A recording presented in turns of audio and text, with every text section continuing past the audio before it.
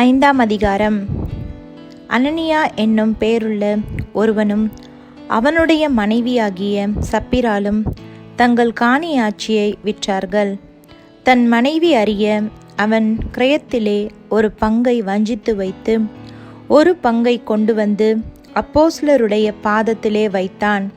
பேதுரு அவனை நோக்கி, அனனியாவே, நிலத்தின் கிரயத்தில் ஒரு பங்கை வஞ்சித்து வைத்து பரிசுத்த ஆவியினிடத்தில் பொய் சொல்லும்படி சாத்தான் உன் இருதயத்தை நிரப்பினதென்ன?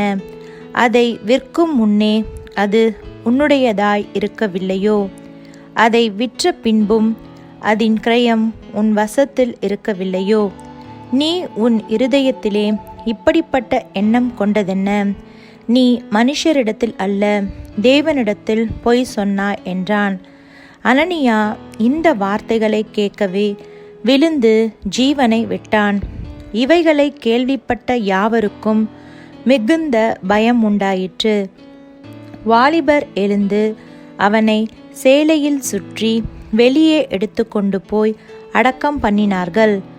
ஏறக்குறைய 3 மணி நேரத்துக்கு பின்பு அவனுடைய மனைவி நடந்ததை அறியாமல் உள்ளே வந்தாள். பேதுரு அவளை நோக்கி, நிலத்தை இவ்வளவுக்குத்தானா விற்றீர்கள்? எனக்குச் சொல் என்றான். அவள், ஆம், இவ்வளவுக்குத்தான் என்றாள். பேதுரு அவளை நோக்கி, கர்த்தருடைய ஆவியை சோதிக்கிறதற்கு நீங்கள் ஒருமனப்பட்டதென்ன? இதோ உன் புருஷனை அடக்கம் பண்ணினவர்களுடைய கால்கள் வாசப்படியிலே வந்திருக்கிறது, உன்னையும் வெளியே கொண்டு போவார்கள் என்றான். உடனே அவள் அவனுடைய பாதத்தில் விழுந்து ஜீவனை விட்டாள். வாலிபர் உள்ளே வந்து அவள் மரித்து போனதைக் கண்டு அவளை வெளியே எடுத்து கொண்டு போய் அவளுடைய புருஷன் அண்டையிலே அடக்கம் பண்ணினார்கள். சபையார் எல்லாருக்கும் இவைகளை கேள்விப்பட்ட மற்ற யாவருக்கும் மிகுந்த பயம் உண்டாயிற்று. அப்போஸ்தலருடைய கைகளினாலே அநேக அடையாளங்களும் அற்புதங்களும் ஜனங்களுக்குள்ளே செய்யப்பட்டது.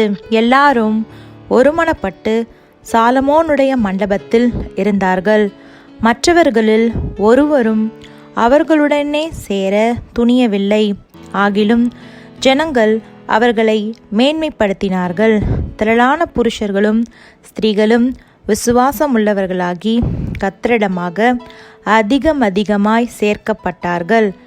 பிணியாளிகளை படுக்கைகளின் மேலும் கட்டில்களின் மேலும் கிடத்தி பேதுரு நடந்து போகையில் அவனுடைய நிழலாகிலும் அவர்களில் சிலர் மேல் படும்படிக்கு அவர்களை வெளியே வீதிகளில் கொண்டு வந்து வைத்தார்கள். சுற்று பட்டணங்களிலும் இருந்து திரளான ஜனங்கள் பிணியாளிகளையும் அசுத்த ஆவிகளால் வாதிக்கப்பட்டவர்களையும் எருசலேமுக்கு கொண்டு வந்தார்கள். அவர்கள் எல்லாரும் குணமாக்கப்பட்டார்கள். அப்பொழுது பிரதான ஆசாரியனும் அவனுடனே கூட இருந்த சதுசேய சமயத்தார் அனைவரும் எழும்பி பொறாமையினால் நிறைந்து அப்போஸ்தலர்களை பிடித்து பொதுவான சிறைச்சாலையிலே வைத்தார்கள். கர்த்தருடைய தூதன் ராத்திரியிலே சிறைச்சாலையின் கதவுகளை திறந்து அவர்களை வெளியே கொண்டு வந்து, நீங்கள் போய் தேவாலயத்திலே நின்று இந்த ஜீவ வார்த்தைகள் எல்லாவற்றையும் ஜனங்களுக்கு சொல்லுங்கள் என்றான். அவர்கள் அதை கேட்டு அதிகாலமே தேவாலயத்தில் பிரவேசித்து போதகம் பண்ணினார்கள். பிரதான ஆசாரியனும் அவனுடனே கூட இருந்தவர்களும் வந்து ஆலோசனை சங்கத்தாரையும் இஸ்ரவேல் புத்திரரின் மூப்பர் எல்லாரையும் வரவழைத்து அப்போஸ்தலர்களை கொண்டு வரும்படி சிறைச்சாலைக்கு சேவகரை அனுப்பினார்கள். சேவகர் போய் சிறைச்சாலையிலே அவர்களை காணாமல் திரும்பி வந்து, சிறைச்சாலை மிகுந்த பத்திரமாய் பூட்டப்பட்டிருக்கவும் காவற்காரர் வெளியே கதவுகளுக்கு முன் நிற்கவும் கண்டோம்.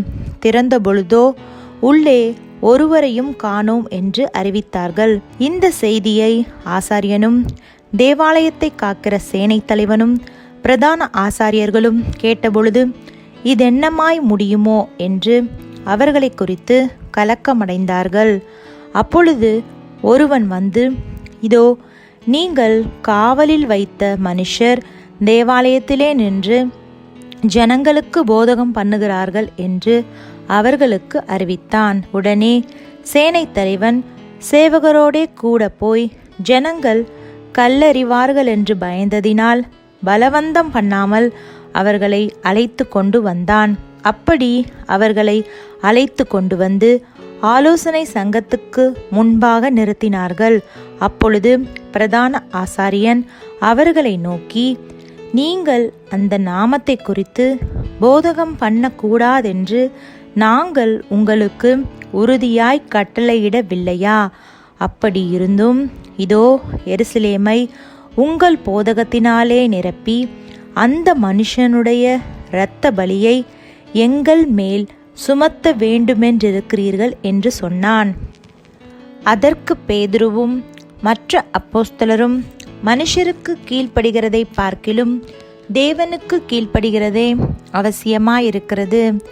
நீங்கள் மரத்திலே தூக்கி கொலை செய்த இயேசுவை நம்முடைய பிதாக்களின் தேவன் எழுப்பி இஸ்ரவேலுக்கு மனம் திரும்புதலையும் பாவ மன்னிப்பையும் அருளுகிறதற்காக அவரை அதிபதியாகவும் இரட்சகராகவும் தமது வலது கரத்தினாலே உயர்த்தினார். இந்த சங்கதிகளை குறித்து நாங்கள் அவருக்கு சாட்சிகளாய் இருக்கிறோம். தேவன் தமக்கு கீழ்ப்படுகிறவர்களுக்கு தந்தருளின பரிசுத்த ஆவியும் சாட்சி என்றார்கள். அதை அவர்கள் கேட்டபொழுது மூர்க்கமடைந்து அவர்களை கொலை செய்யும்படிக்கு யோசனை பண்ணினார்கள்.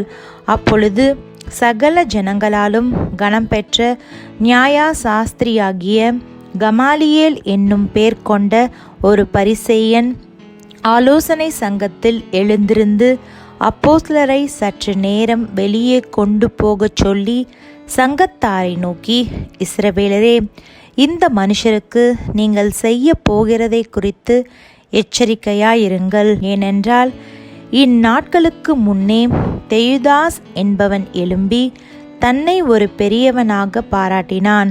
ஏறக்குறைய 400 பேர் அவனை சேர்ந்தார்கள். அவன் மடிந்து போனான். அவனை நம்பின அனைவரும் சிதறி அவமாய் போனார்கள். அவனுக்கு பின்பு குடிமதிப்பின் நாட்களிலே கலிலேயனாகிய யூதாஸ் என்பவன் எழும்பி தன்னை பின்பற்றும்படி அநேக ஜனங்களை இழுத்தான். அவனும் அழிந்து போனான். அவனை நம்பியிருந்த அனைவரும் சிதறடிக்கப்பட்டார்கள். இப்பொழுது நான் உங்களுக்கு சொல்லுகிறதென்னவென்றால், இந்த மனுஷருக்கு ஒன்றும் செய்யாமல் இவர்களை விட்டுவிடுங்கள். இந்த யோசனையும் இந்த கிரியையும் மனுஷரால் உண்டாயிருந்ததானால் ஒளிந்து போம்.